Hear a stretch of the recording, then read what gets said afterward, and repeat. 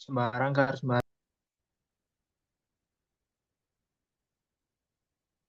Oke, baik. Sebelumnya, Assalamualaikum warahmatullahi wabarakatuh. Selamat malam, teman-teman.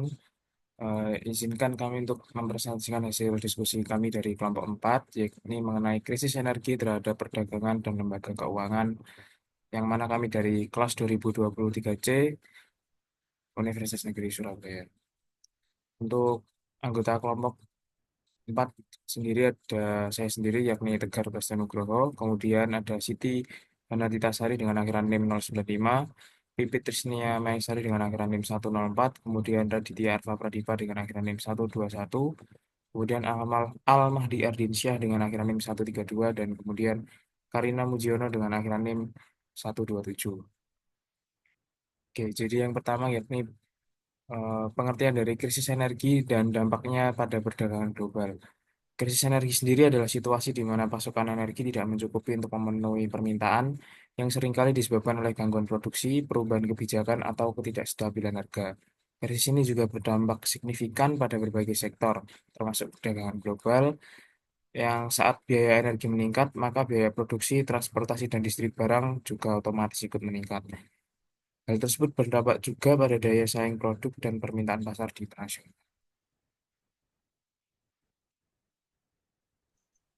Yang kedua yaitu dampak krisis energi pada perdagangan global. Dampak krisis energi terhadap perdagangan global itu yang pertama meningkatkan biaya produksi, transportasi, dan distribusi barang. Yang kedua, kenaikan harga barang mengurangi daya saing produk internasional. Yang ketiga, harga energi fosil yang tinggi, beban biaya pada perusahaan dan negara. Yang keempat, ketidakpastian energi menghambat investasi dan ekspansi. Yang kelima, dorongan transisi ke energi terbarukan membuka peluang baru.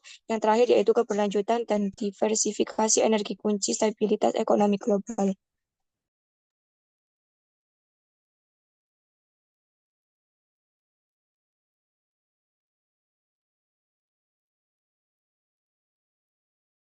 Selanjutnya yaitu dampak krisis energi pada perdagangan global, yaitu yang pertama meningkatkan risiko kredit dan tekanan finansial perusahaan. Yang kedua, peralihan investasi ke energi terbarukan untuk mengurangi risiko. Yang ketiga, kepatuhan regulasi lingkungan semakin ketat.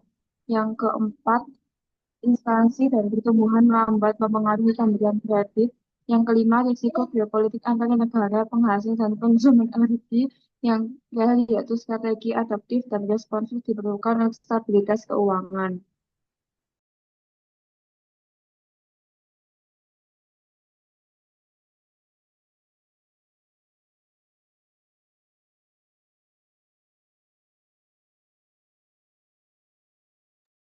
Baik, selanjutnya ada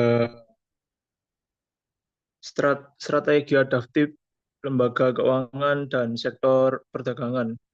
Menghadapi krisis energi, lembaga keuangan dan sektor perdagangan merespon dengan mengadopsi strategi adaptif yang berfokus pada ketahanan dan efisien.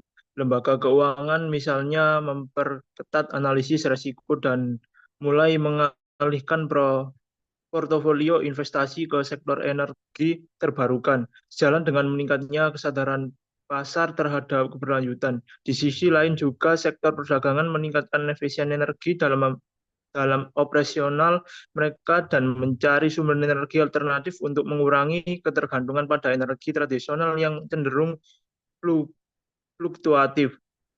Kolaborasi antara kedua sektor ini menciptakan solusi inovatif seperti produk pembiayaan untuk proyek energi keberlanjutan yang mendukung transisi energi global. Kerjasama ini memperkuat ekosistem yang lebih resilient, berkontribusi pada tujuan keberlanjutan, serta membuka peluang jangka panjang yang lebih aman bagi semua pihak.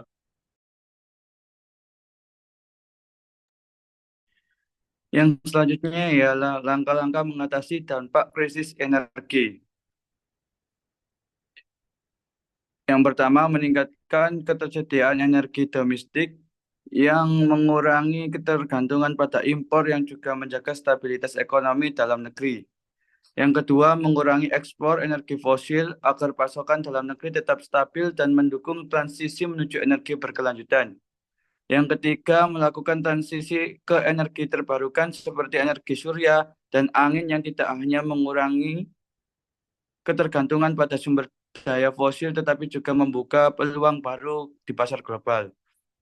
Yang terakhir yaitu mengonversi BBM menjadi biodiesel serta mendukung penggunaan kendaraan listrik untuk mengurangi dampak lingkungan sekaligus menciptakan peluang investasi berkelanjutan.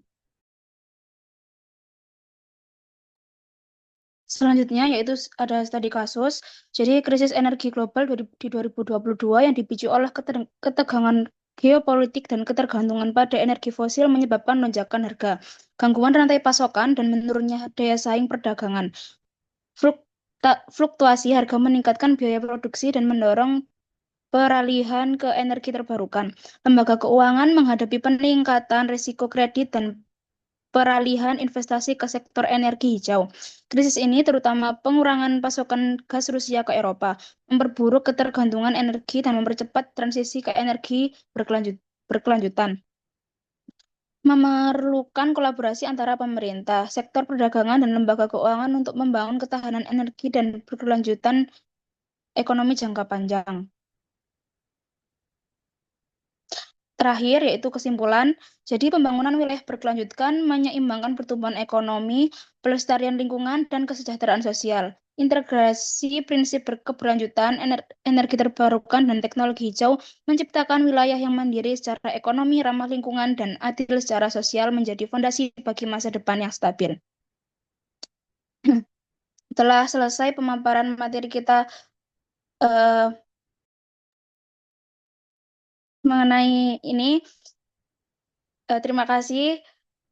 Sekian dan terima kasih. Mohon maaf apabila ada kesalahan kata dari kami. Wassalamualaikum warahmatullahi wabarakatuh.